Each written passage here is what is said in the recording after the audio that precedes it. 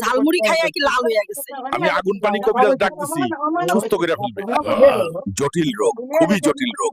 পুতপুতা পাহাড়ে যে ব্যাঙ পাওয়া যায়, সেই ব্যাঙের স্যুপ খেতে হবে, তাইলেই তুই সুস্থ হয়ে যাবি। তোর বন্ধু মাকড়সা পুতপুতা পাহাড় থেকে বড় বড় ব্যাঙ ধরে নিয়ে এসেছে।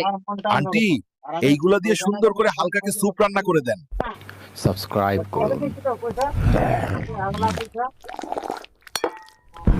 আমি সুস্থ হয়ে গেছি। জগলু ভাই, আমারে মাফ করে দেন। মাফ? তোরে কোনো মাফ নাই। ওই, ওর টুনটুনিটা কেটে দে।